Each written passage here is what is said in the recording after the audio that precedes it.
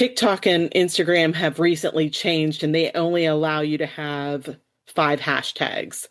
What I have been doing, and I've been seeing across the board too, is a caption before the hashtags. So either almost like another hook from the scene or something that would depict something, a short sentence or two about the book, a small town, romantic suspense, bodyguard romance, or something like that gives, Mm-hmm. it's telling the people what it's about because you're limited to the hashtags. Mm-hmm. So Yeah. that's another trend right now. Welcome to the Wish I'd Known Then podcast. I'm Sarah Rosette. And I'm Jamie Albright. And this week on the show we have Lona McCombie. We do. It's so good. Yes, we talked a lot about TikTok and Instagram and creating content and getting the word out about your books, basically. Yeah. I met Lona this past summer. It was this past summer.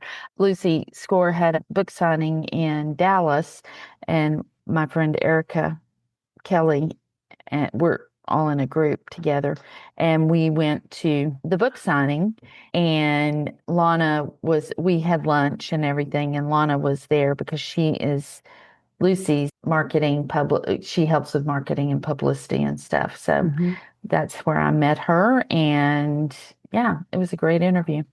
Yeah, she has a lot of really good insights, and it's not just for TikTok and Instagram. That's the majority of what we talked about, but I think the principles could apply no matter wherever you're posting. Oh, yeah. We did talk about cross-posting content and paid promo versus organic reach and trends, lots of things like that are wider than just those two platforms. Yeah, it was great. It was great. This week, our sponsor is Readsy, and we will talk about them in a little bit. What have you had going on this week? Just more writing, That's trying to get this book done. We actually recorded the intro for the last podcast 4 days ago. So not a lot's changed. I hear you. I'm scraping the bottom of the barrel for news Just too. Make the donut. Is that people that's get a that very reference? old reference. No, it's a very old reference. I get it though. Yeah, I lift my glass. Yeah, but yeah, that's about it. I am starting to think about publicity and marketing for this book. This weekend, I have my grandson by myself. So if I'm not tied up by Sunday, like literally, I'm going to be looking for some podcasts that maybe I can get on that for the audiences that I think this book will reach. Not necessarily book podcasts, but just some other podcasts. I'm working on pitches for that. I've never done that. I'm not sure, but I think this kind of book would lend itself to that. So yeah, that's one of the newer things I'm looking at besides just normal stuff like ads and all that. I think that's great. I do think that podcasts would be a good way to get the word out. It is slower pace, but I think that I've said this, I think before, but grief podcast or women over 50 doing something, overcoming challenges, podcasts that deal with those sorts of things would be good. So we'll see. We'll see what happens. I actually was invited to go on Rebecca Rainier. She's an author, but she's also a TV host for a morning show in her kind of local area. And she said that when the book comes out, let her know. Well, before we can set something up and we can do a Zoom thing on her show. So that's fun. And I actually am going to reach out to a couple of the local Houston places. Again, I've never done that. I've never been sure that would work. I'm still not sure it would work, but I think this book is a good book to try it on, because here's the deal. If you go on with a romance book, they're just going to talk about the sex. And I don't want to do that. That's really why I've never really, I just don't want to get into that with people. But this book is different. So hopefully. Yeah. It would lean into the skills you have for communication and connection. You'd be really good at it. But it's more awareness. I think when you do stuff like that, when you do the TV, it's more awareness because you're reaching such a wide audience that maybe only a small portion of them are readers, but they might not be they might not come across your book any other way. So I think you should try it. I think it's a great idea. Right. And I just need all of the bespoke books and in pages. All of that stuff has happened since I was publishing. So I think for the physical copy, I don't think I want to do a hardcover, but I think I might want to do something pretty for the paperback. Yeah. Or just something different for the paperback. And then I have to just start deciding what I'm going to do for back matter. I had said that I wanted to do the story behind the story, and two of my sisters had said that they would want to maybe write something to put in it. So I've got to get them on that because give them a deadline. Because also it would need to be edited and probably revised and stuff. And then also we don't want to just repeat. But anyway, I'm just got to decide what I want to do about that. Like how, I don't know, just what I want to do. Yeah, that's me. That's it. Okay. I have nothing very exciting either. I'm working on the book. We talked about this the other day. I'm at the end of one act and I feel like I'm stuck on the threshold trying to get into the second act, but I will get there. And sometimes it just goes slower. And for me, I just have to keep mulling it over until I figure out how to do it. Yeah. So yeah, absolutely. And just FYI, if anybody has any ideas for me, help a sister out. I'm not above asking for help. So yeah, if you've got any ideas, shoot them over. We would love to hear them. Yeah. Yeah. And let's see. So this week I'll be pulling the winners for the giveaway that I mentioned last week, the trope book. We got some comments over on Substack. Thanks to everybody who commented, and I will let you know and get your mailing address and everything and get that off to you. And that's all I have going on. Next week I have a whole bunch of podcast interviews for the trope book. So I'm doing what you're doing, you're thinking about doing. I'm doing a bunch of podcast interviews to promote the trope book because I thought I would rather do that than write a blog post. I would rather talk to somebody and chat about it rather than come up with an angle and a pitch. I know. And for me, it's write, revise, revise. Me too. It's, it's not just write a blog post. People that can do that, I'm just so we're in awe. Jealous. Yeah. I can't do that either. I want to save my creative brain power for my book. I don't want to pour all that into nonfiction right now, which I've done that. I did that last fall when I was writing the book, and I just want to promote it. So I have that going on. Thanks to all our supporters that we get that support us every week. You're so faithful. We really appreciate it. If you want to support the podcast, you can go to wishidknowforwriters.com/support. And we have a shout out this week to a longtime supporter of over 3 years, Kathleen Bailey. Thank you, Kathleen, and everybody else. Thank you, Kathleen. We appreciate it, all of you. Thank you so much for the half cup coffee a month that you buy each of us. We appreciate it. We do. We really do. And we also have a corporate sponsor this week, Reedsy. They do Reedsy Studio, and Reedsy Studio has templates. It's just such an interesting setup. If you've looked at Scrivener and said, whoa, that's way more than I need, then I think Reedsy Studio could really be helpful to you. It's a free online app for authors to plan, draft, edit, and format their books. And you can create EPUBs from it and print-ready files very easily. It works really well. And then the templates that go with it, you can use those to structure your story, create characters, keep track of places and environments and all kinds of things that, all of those things. Names. Yes. Which eye color. Critical. There's a couple of names that I just love, and I reuse them all the time. And my editor has said in the past, you used this name in the last book 3 times. No, feels like it, right? Sometimes I have a placeholder name. I'm like, yes, Julia. Julia's a good placeholder name. Exactly. Yeah. I also have used Reedsy to vet translators. So they have all kinds of services. They have the studio and the templates, but they also have so many different types of things to help authors. And so what I did was I had several translators I was working with, and I needed to find out which translations, if they were good, because I don't know. I don't speak French and German. So I had different people look at the translations and give me a translation assessment. And it was great. It helped me choose who I wanted to go with. So I use them for that too. Yeah. So lots of stuff over there. Go check them out. It's reedsy.com/studio or /templates if you want to look at the templates. We'll have that link in the show notes. we should get on with the show because it's fantastic. All right, here we go. Today, we are really happy to have Lona McCombie here. How are you, Lona? I'm good. How are you? We are great, and we're so happy you're here. I've been looking forward to this chat. Yeah, thanks so much for having me. Sure. Lona McCombie works with authors as a social media marketer, and she's currently snowed in in a snowed in part of the country. She's not snowed in, but snowy East Coast. That's right. Yes. That's right. And I should say that I met Lona because she does social media marketing for her. And Lucy was in Dallas a couple months ago. It was back during the summer, a few months ago. Yeah. And for a signing, and Lona and her daughter came with them, and that's how we met. Yeah. So she knows what she's doing. So tell us how you got started working with writers.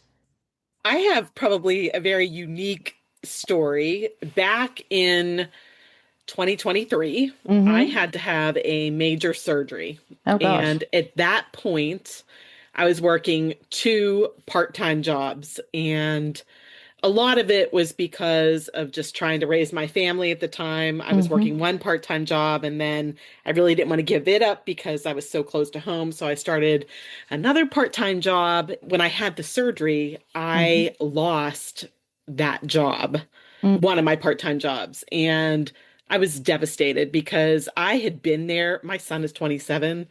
I had been there on and off probably since he was a year and a half old. Oh, yeah. And at that point, I couldn't move by myself. I needed assistance to do everything. So after I mourned, I had to get my big curl pants on and put some feelers out into the book world because I knew that was something I could do from home. And one of my friends said, "Oh, this author is looking for someone to do TikTok." And I'm like, I know nothing about TikTok, but my daughter was young and I'm like, "Mom, you can do this. I'll show you." And so I took that on, and that was like early or late spring, April or May. And then by the end of that year, I had 3 authors. The following year, I got 3 more, and now I'm up to 9. I now do this full time, and I absolutely love it. Yeah. Although that was the worst thing to happen to me, it was the best thing that happened. How did you know? I know you had your daughter, but how did you know what to do? I did a lot of research. I'm a very quick study, and it was something that I was interested in, even though that was not my background. Right. But it's just something that I really dove right into, and I had the time because I was home. And you also needed a job, so that yeah. I was so fortunate that author gave me the opportunity to try. Right. And it's turned into something I couldn't even imagine at that point. Yeah. But I've learned a lot along the way. I've learned a lot. We always ask people who come on that work with authors, do you have any aspirations to write? Do you have any book ideas? Really? I think like years ago, like when you're young, you always dream, "Oh, I want to be a singer, but I can't sing." No, not really. I love supporting authors. I'm a huge reader, and I really don't. That's not my niche. That's not your zone of genius. No, not at all. What do you wish the authors knew about what you do? On a personal level, it can be very time consuming. So for me, the way that I work, I like to be familiar with the material. So I read the books. I pull all of my own hooks from that book. I come up with the scenes that we're going to promo, the pictures or the book flips or anything like that. So it can be very time consuming. But other than that, I have a lot of advice on what to do and what not to do. If you would like me to discuss that. Yes, please. Okay. So I would say one of the biggest things is to be patient. And you have to be able to adapt at a moment's notice because things change so quickly. And especially with TikTok, if there's an update, things change. So you just really have to be adaptable and things have changed so much just in 3 years. But for TikTok, I highly recommend using TikTok Studio to create your reels, and then you can schedule from there, which makes it much easier, and it automatically downloads. I use my phone. I don't use the computer to do that, but it'll download it, and then you can use that promo across the board on Instagram and Facebook. And that's another thing I highly recommend, like cross posting. Yeah. And to make sure that you don't have a watermark from TikTok, which if you use TikTok Studio, it won't have the watermark on there. And then another thing that authors should know is that TikTok is a younger audience. And if you're promoting a new book, I generally recommend probably about 2 weeks out to start promo, because it's instant gratification. They want that book now. So if they see it 2 months, 3 months ahead of time, they're going to forget about it. So you want to, like I said, probably about 2 weeks out for that. The other thing for TikTok is you never, ever want to delete a video. Yeah. You always want to make it private. If it's not doing well or whatever reason, just don't delete it, because that will harm the account. Wonder why that is. I've wondered that for a long time. Yeah. You know what? I'm not real sure. I don't know.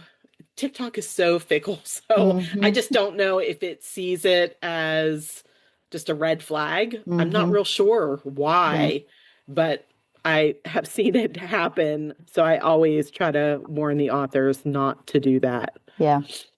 Yeah. I agree. Actually, and I think because on TikTok, they have the feature where you can delete and edit and then re-upload it. I don't even do that, because I did do that and my views started dropping after. They didn't start. They instantly dropped after that. And I still haven't been able to get them back to where they were. And that was months ago. Even though there were people on the app suggesting that, I would not do that either. You have to be very careful not to compare yourself to others too. There are so many people that have a big marketing team, and they have a slew of people that might be scrolling your content and liking and engaging, but that's not your audience. You're trying to reach readers. You want people to buy your books. So, don't fall down that rabbit hole. Yeah, that's very good advice. Very good advice. Sarah, I have a quick question about timing, because you said you wouldn't start pushing or promoting a book until about 2 weeks before, but it sounds like you do a lot of prep work if you're reading the book and pulling everything. So how much time do you need to get everything ready? Because I think authors, we're so focused on getting the book done, and then we're like, oh wait, we got to do promo. And that kind of gets forgotten sometimes. Generally, the authors that I work for, they'll send me the book at least a week or two, sometimes even more, in advance of like their ARC team. Okay. So even before the ARC team, Yeah. And then they'll generally send me the paperback of the book so that I have it to do like page flips or do promo in that aspect. But yeah, when I'm reading a book for pleasure versus reading a book for work, it is totally different, because I'm reading it from a different perspective. Will this make a good scene to promo? What hook would I use for this scene? So I'm constantly highlighting and making notes along the way. I'm generally a pretty fast reader. If I'm reading for pleasure, I could read a book in a day. But when I'm reading a book that I'm doing work on, it could take me a week to 2 weeks to read it, depending on how long it is. And that's not actually creating, that's getting the ideas. And then you have another phase where you create the content, right? Correct. And are you using Canva, or are you using, what do you use to make the graphics? Graphics, I use Canva. And then I also use Canva to do like a cover for Instagram. Most of the authors like a cover that will, at least tell you what the book is. You only see it for a quick second. I use Canva for that. But otherwise, I create the reel usually in TikTok or Instagram edits. I know other people use different things, but that's what I have found to be the easiest for me. I'm sure we will come back to more technical stuff. I'm writing down some things. I have a couple other questions too, so we'll circle back here, I think. But is there anything you wish you had known about indie publishing or working with indie authors? Honestly, I don't know a lot on the publishing side of things. I wish that I did know a little bit more. But again, I do more of the promo side. So it's not necessarily something that I need to know other than like timelines and stuff like that. As for authors, I've realized that they're busy writing a book. They're with fictional characters, and I don't like to be a bother. We have a very trusting relationship, so they just, most of the time, if an author has 20 books in their backlist, I'll just promo whatever.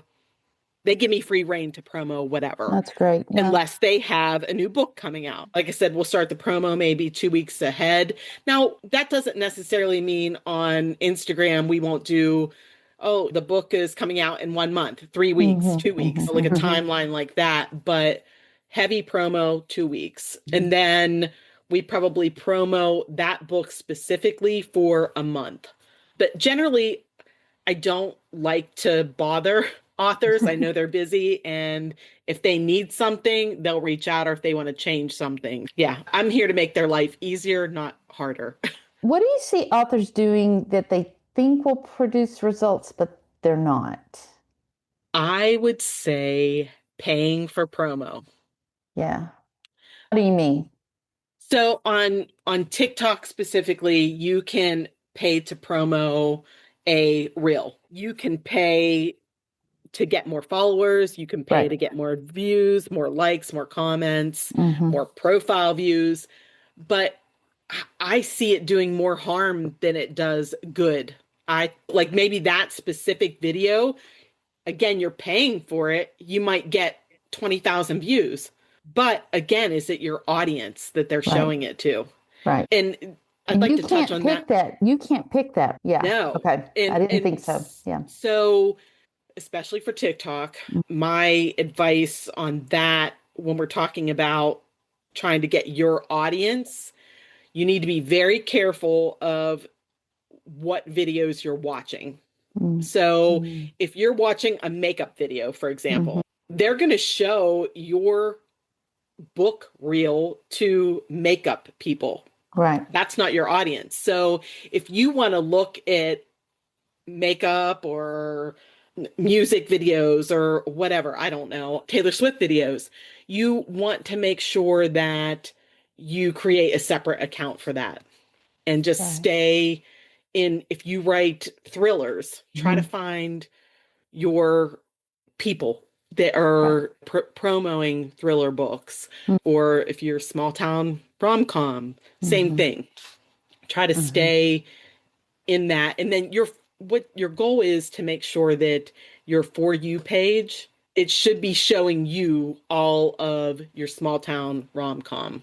Whatever you're trying to convey. Yeah. I failed that many times. So the question would be, if you're someone like me who cannot pick a niche and stay there and have 10,000 followers, but they're all over the place, would you start a new page if you were just going to promote books? Would you just start a new page?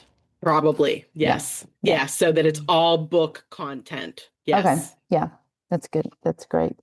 So the paying for promos, since you can't pick the audience, do you ever see it working out long term, or is it just a short term? It's a very short term. I think it's like a 24-hour promo. Okay. I don't know about Instagram. I think you can do promo there too. And I can't really speak of that to know if it works or not. But you would be better off running an ad off of a reel on any of the social media than paying for the promo. Okay. All right. That's good to know. Well, have you noticed any similarities in writers who are successful over the long haul. And you work with some really high level authors. So what commonalities do you see? I would say having a team, someone that you trust in place so that the author can write and the other people can do what you're paying them to do. Have someone that you can trust. And that's hard. They need to have a feel for your brand or your look and your feel of your books. They've got to have that basic knowledge. You can't just hire somebody and turn them loose and say, go promote my general small town romance or cozy, right? Correct. So having said that, what is your, like when someone hires you, what is your sort of intake with that author? How do you get to know them? Yeah. Do you have a meeting? Do you guys talk about what it is they want to see? Or generally, when I started, it was all authors that I was familiar with. Yeah. So I knew their books, I knew their backlist. Yeah. You knew their brand. Yeah. Yes. I've only taken on maybe one or two that I wasn't super familiar with. And again, just getting to know them, reading their material, doing a Zoom call with them, just getting to know them that way. And generally when we start, I will do like my first video and I will send it to them and say, is this okay? Until they get that trust with me that they know, I know the material or that they're comfortable just turning me loose to do my thing. But yeah, it's just all about trust, really, and letting go and delegating. Yeah, I was going to say the ones that do well are probably the ones that can delegate and then let it go. Yeah. And that's hard. Yeah. That's hard for anybody, but especially with your books are like their babies or your babies, and to trust someone else to promo it or do whatever, that's difficult. I was listening to Maddie Dalrymple's podcast about the indie author podcast, and she was talking to someone about outsourcing. And the suggestion was give them a task and say, do 2 hours worth of work and then bring it to me and let me look at it. And I thought that's a great way to do it because you can see what the path is and they don't have to complete the whole thing. You can just take a look at it. Would you suggest something like that as well? Or how do you start with people? Yeah, so it basically the same concept. Like I said, we meet and then I do some work for them and I send it over to them and they either approve or they tell me what changes they want. I make the changes and until they trust me to do my thing. It's basically the same concept, just giving them a draft of it before I would post it. That's great. What are some of the common mistakes you see authors making? Probably not being able to let go or micromanaging. Yeah, micromanaging. I was going to say. Yeah. That's no fun for anybody. It's not fun for the author. It's not fun for you. Yeah. Right. And again, it goes back to trusting the people that you're hiring. What about trends? Romance is always on the cutting edge. So do you see any trends, things that are really hot right now? So for a while now, the biggest trend is obviously you have to have a good hook and then showing a excerpt of the book. So highlighting a portion of it and actually copying and pasting, not copy and pasting, but like taking a picture of that and putting it into the reel. That's probably the biggest trend and it has been for a while. Face content is huge with authors, but there are a lot of authors that do not they're not comfortable with that. They're introverts and or have pen name. Yeah, but those are probably the biggest trends right now. TikTok and Instagram have recently changed and they only allow you to have 5 hashtags.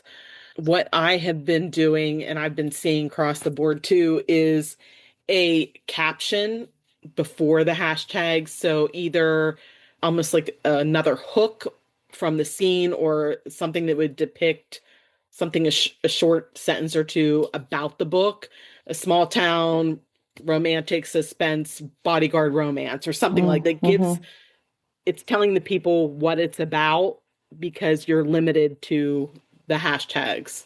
So that's another trend right now. Hashtags, you still see them working because I've heard mixed things. There is mixed things. I think it's still too early to tell because Instagram and TikTok just changed that within the past couple of months. Mm-hmm. So again, I think it's more the caption with some keywords of what your book is about that they're focusing on. Mm-hmm. So I don't think that it's hurting. I just think using that caption with some keywords can be helpful. I have a question because this morning I'm in a group in the morning, and all our listeners know my Clubhouse room, and somebody was talking about a content team, that an author had posted about a content team. And so so they're setting up a separate Instagram page where they have all their content basically for their street team. Okay. So their street team can go in, pull the content, they share it. So it's already there and ready to go. And so all the content team has to do is share. Have you heard of that? Have you seen that? I have not. Generally, in my experience, authors will share like a Google Doc and they'll have folders and the content will be in there. I have not seen them doing it on Instagram. So that's interesting. I think it's probably cleaner to do it the Google Doc route. I think there are Google Docs with it in the profile. They have their link tree and they have the Google Docs there, but also you can share it from and Instagram, you are able to share things now where, again, that's new too. You used to not be able to share it as easily as you can now. So that's interesting. I have not heard that. And then what do you think works best? Like you were talking about taking the screenshots of an excerpt. First of all, how long is the excerpt? Is it multiple slides or is it just one page? So I have 9 authors right now, and the slides have never worked on TikTok at all. They don't go anywhere. Some people have success with it. I haven't had success for any of my authors. And then if you do the slides on TikTok, you cannot share that easily to Instagram. Correct. Yeah. So for an author who is paying someone to do their content, you get more bang for your buck. If I create it in TikTok, I can share it to all 3, meaning Instagram, Facebook, and TikTok. So you're getting 3 for 1 technically. Yeah. But generally a 10 to 12 second video, and the excerpt is not long. That's the other thing with TikTok. You cannot cover the screen. It'll flag it. It'll say, they might think you have someone that is nude behind the screenshot of the book, and they will not push it. So just a short excerpt, and it's the hook. And you really have to have a good hook that grabs someone's attention as they're scrolling. And that can be difficult. Page flips, are they still working, or are they? Yes. Yeah, I do a lot of page flips. And again, it just depends on the day. It depends. True. The phase of the moon and again, just patience. If something's not working, try something else. But the other key is, in the same breath, is consistency. I was thinking about if somebody is wanting to get started with a VA or outsource some of this stuff, what would be the bare minimum that they would need to get together? What materials do people need to send? What kind of stuff do you need to get started? Oh, that's a great question. Yeah. Generally, most authors are pretty organized, and most have teasers that they have pulled. So they will share that with me. They'll show or share like all of their book covers with me, any photos that they have pulled on their own or that they have paid for. Gotta have to very careful with photos. Most authors do send me paperbacks of the books that they want to promo, so that, because the page flips do well. So I would say just having that material ready to go, which is probably something that you guys already do have, or popular highlights you can grab from Amazon. But have you seen reviews work? I have not. In fact, that is one of the questions that I have coming up in one of the author groups that I want to ask readers, like if they even look at reviews. If it's an author that you love, is it a one-click automatically, or do you read the reviews? Because everybody has an opinion, and it shocks me sometimes when you read reviews of a book that you have read, and I'm thinking, did you read the same book that I read? But yeah, so we don't use, or I don't use reviews in my promo at all. Yeah. What about like comments and interactions? Do you handle that as well when people are interacting with the social media content? It depends on the author. Some will ask me to and comment as them, or if it's a question that I don't know, I will point it out to the author for them to take care of it. But yeah, I do sometimes help them in that aspect too, because they're busy writing. Exactly. Yeah. They want a social media presence. Yeah, but that's only if they're comfortable with me doing that. I don't take that upon myself to do. What about the content? Like, are there certain things that are off limits? Do you mark out any bad words? Do you not do certain sex content or whatever? Yes. Yeah, you have to be very careful with what kind of scene you're promoting. And sometimes when I'm doing a screenshot of a page or excerpt from the book, I will put a line through anything that could be conceived as sexual in any way. Risky. And it might not even be pertaining to that, but for example, the word mouth, taste, skin, body. Yeah, all of those words, even if it's not in that context or meant in a sexual way, I put a line through it so that it's not flagged.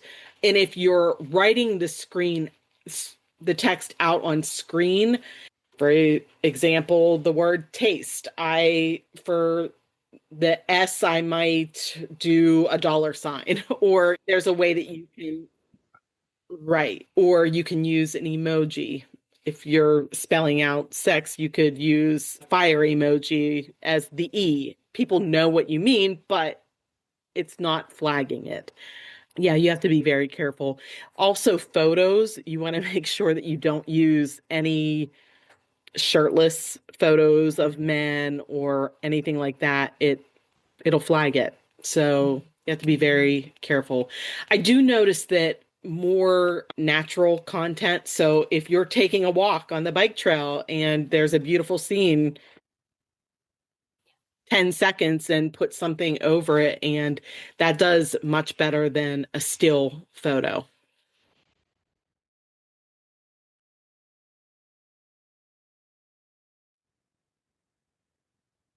TikTok is much worse. Yes, it's much worse. I know. It is. It's crazy. Yeah, Instagram doesn't seem as bad. Facebook can be very picky too. A flag. Yeah. Yeah. Another controversial question. Listen, I only do once a day for the authors. I have not noticed there have been times that we've done sometimes twice a day, but there are people, I just watched someone this morning and they were saying about 30 times a day. And I'm like, how are you getting anything else done if you're posting 30 times a day? Or it cannot be unique material, or it has to be something you're reposting. And generally, again, social media likes organic and fresh content. Yes, thank you. Reposted, yeah. I went brain dead there for a minute. Yeah, so they don't want you reposting the same stuff. That's just my experience. Others may do it differently, but again, I think those are the people that have a big marketing team behind them that have hundreds of people that have phones, and they're just scrolling the material, and that's why you see so many views. I've noticed on Lucy's, I've seen 2 of her videos this just in the last day or 2. It's her talking. So when an author does something that's forward facing like that, do they send that to you and then you upload it, or do you have a policy on that or what? So yes, I do. And I'm so glad that you asked this. TikTok specifically, they like one person to post. There have been times, especially when I'm new with an author, where they're trying to cross post and we notice the views go way down. So my advice is, yes, send the material to whoever is doing your social media and let them post, especially on TikTok. Instagram, not so much. You can, it doesn't hurt the views to throw something up on Instagram, but TikTok, again, so fickle. It does hurt the views. But yes, she'll send me all of her videos and I generally upload them, especially to TikTok. That's good. That's good. Yeah, she'll film, like she sent me a couple yesterday. The one that was done today, she sent me the video, and then I decide or figure out what words I'm going to put to it. She just leaves that to me. And how do your posts differ if you're trying to reach existing readers or reach new readers? Is there a difference, or do you not even consider that you just are posting? Is there a strategy, I guess, is what I'm asking. No, I'm just posting generally, but the one thing that I do recommend on your different platforms. So for example, on Facebook, you could do to gain new readers or more followers on Instagram, like a Follow Me Friday. And here's my Instagram. And even if you get 5 new a week, and then the following Friday, maybe do TikTok. And then on Instagram, the following Friday, hey, follow me on Facebook. But the content really doesn't change, more so the promo going in. I try not to do a lot of spoilers. You kind of want to, not spoilers, but save the really good stuff for real close to release. So it's more of teasers leading up. Okay. And then does your content differ if you're leading up to a new release, or if you're rather than promoting a backlist book?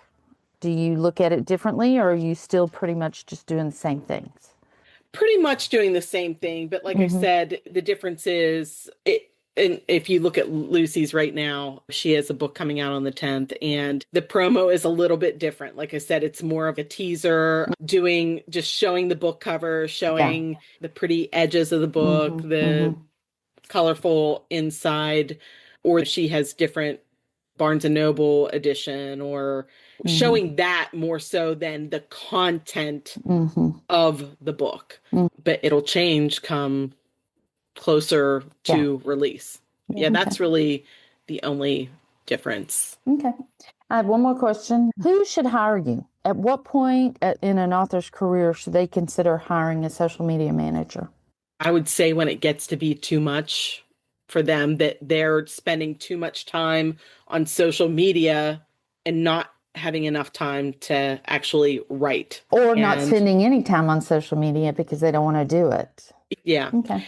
And like I said, it can be very time consuming. I would say that's when you should start looking for, if it gets to be too much, because it can be, social media is not for the faint of heart. It is not. Sometimes it's an ugly place to be. Yeah. If it's too much, then you should be looking for someone to help you. Perfect. That's great. That's great. Do you go in and look at the analytics at a certain point? Do you I do. Wait for a while and then go see what's working or what has? I do. How long do you give it? I guess it just depends on any given day. Yeah, it just depends. If something is not doing well, I'll go in and look right away. Like, why is this not doing well? Is it the time that I posted? Who are they showing it to? Right. Or is it people in a different country? And I'll look at all of those things. But yeah, I don't necessarily, I don't know that it's a timeline, but yeah, I do look at those things. That's great. Okay. That's interesting. Yeah. And then my last question is about if someone is not to the point that they need to hire somebody, but maybe they want to do this themselves. Do you have any tips?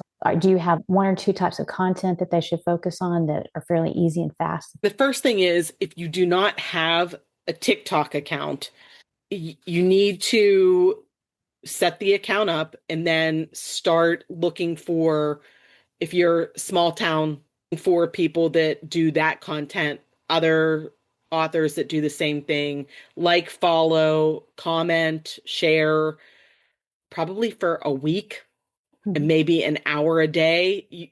So you're training your account.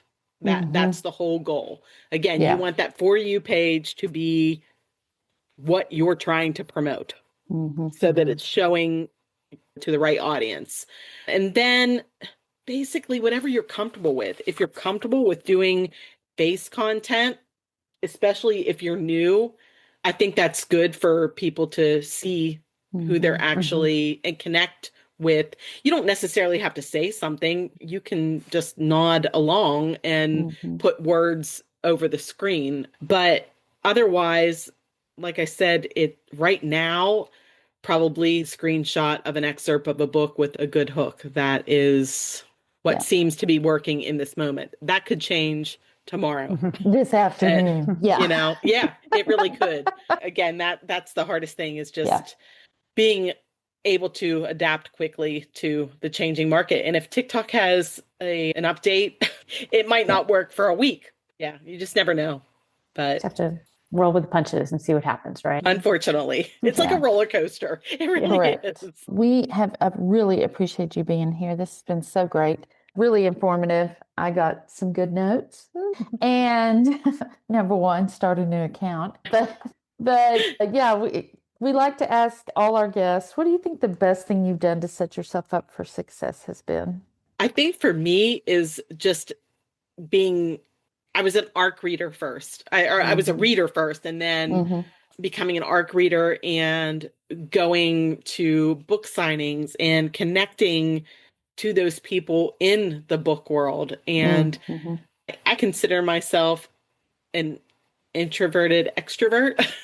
And those can be uncomfortable situations, but if you want to do something like this, you do need to be connected and go to events and talk to the person next to you in line and reach out to authors, let them know how much you love their books. And I think that just having that, being connected prior to everything that happened to me was what kind of set me up for. Right.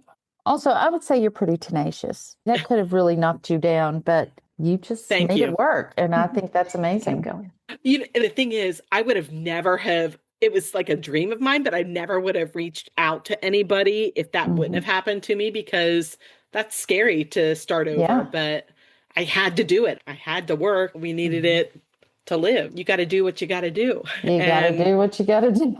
Like I said, it ended up being the best thing that did ever happen, but in the moment it was tough. If people are curious, do you have a place they can go to find out more about you or connect with you? Are you taking new clients or not? They could message me just under my name on social media. Probably Facebook or Instagram would be the best place. And I guess it just depends on what they're looking for and how often and how time consuming. But I'd be happy to help anybody or answer any questions that anybody would have. That's great. That's a great resource. All right. Thanks for listening today. And you can support the podcast at wishihadknownforwriters.com/support. And you can also find us on Substack now. And we will see everybody next week. Don't forget, our sponsor this week is Reedsy. Yep. Bye, everybody. Bye.